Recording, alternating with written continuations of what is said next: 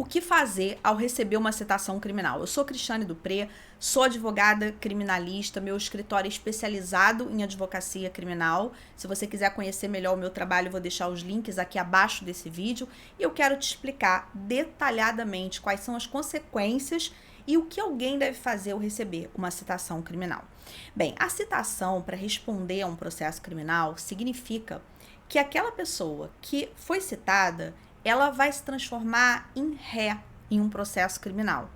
Logicamente, alguém foi vítima de um crime ou alegou ser vítima de um crime e duas possibilidades. Ou esse crime, ele foi um crime de ação penal pública e o Ministério Público ofereceu uma denúncia em face do autor do fato, que foi citado, ou o crime foi de ação penal privada, como a maioria das hipóteses em crimes contra a honra, é o caso, em regra, da calúnia, da difamação, da injúria, e a vítima contratou um advogado e esse advogado ofereceu em juízo a queixa-crime.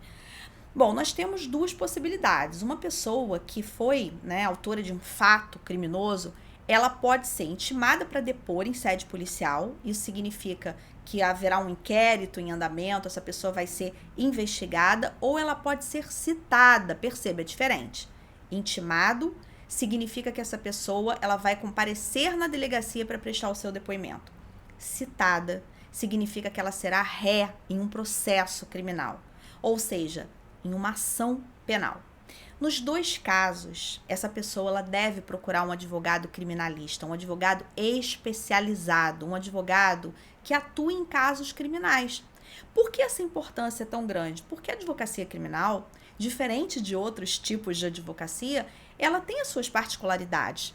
Então, o advogado criminalista, ele tem que conhecer muito bem o Código Penal, o Código de Processo Criminal, a lei de violência doméstica contra a mulher, a lei de drogas e aí por diante. Enquanto um advogado que é civilista, ele vai conhecer muito bem o Código Civil, o Código de Processo Civil, são áreas totalmente diferentes. É como se você pensasse na medicina. E o advogado criminalista, logicamente, todos os dias ele estuda e ele convive com aqueles temas de advocacia criminal. Então, ele sabe exatamente o que fazer, ele sabe detalhadamente o que fazer e ele sabe, portanto, o que é melhor para o cliente. O que é melhor alegar, por exemplo, em uma situação de resposta à acusação. O que é essa resposta à acusação? Quando alguém é citado criminalmente, qual é a primeira coisa que o advogado criminalista vai fazer quando essa pessoa é ré em um processo criminal? Oferecer uma peça que é a peça de resposta à acusação. É a primeira, digamos assim, defesa formal, mas pode ter muito mais coisa envolvida. A pessoa, ela é citada, mas ela não sabe se de repente está para ser expedido um mandado de prisão, se foi requerida a prisão. Então, olha como é importante que um advogado criminalista acompanhe tudo isso, além de oferecer a resposta à acusação. O advogado criminalista, ele pode fazer um contrato de honorários para atender o cliente e, de repente, fazer só a resposta à acusação. Ele pode fazer um contrato de honorários para atuar naquele processo como um todo, ou seja, ele vai oferecer a resposta à acusação, ele vai acompanhar o processo, ele fará audiência de instrução criminal, ele irá elaborar as alegações finais, seja de forma oral na audiência ou de forma escrita, se o juiz determinar. Pode ser que esse contrato de honorários abranja também o recurso de apelação em caso de uma sentença condenatória, porque é lógico, o advogado criminalista ele vai fazer da melhor forma o seu papel. Mas a obrigação do advogado criminalista é uma obrigação de meio, não uma obrigação de resultado. O que significa isso?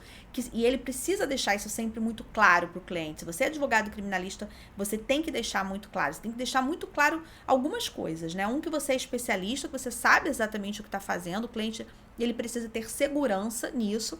Você precisa deixar claro no que você vai atuar, se você está cobrando ali o serviço para atuar em uma peça processual, se você está cobrando o teu serviço para atuar no processo como um todo, se é até a sentença de primeira instância, se engloba recurso, se não engloba, se engloba revisão criminal, se não engloba, se engloba recurso para Tribunal Superior, para o STJ, para o STF, tudo isso faz parte do cenário da advocacia criminal, então tem que existir muita clareza do advogado com o seu cliente. Se inclui, eventualmente, a interposição de um habeas corpus, se houver uma prisão, e o cliente, por outro lado, aquela pessoa que está sendo ou intimada para comparecer numa delegacia ou citada para responder a um processo criminal, precisa saber que ele tem que ser acompanhado por um advogado que tenha conhecimento, que tenha experiência, que estude, que se dedique, que seja um especialista na área e que com certeza vai fazer o seu melhor. Então eu espero ter ajudado você nesse vídeo. Eu vou deixar uns links aqui abaixo.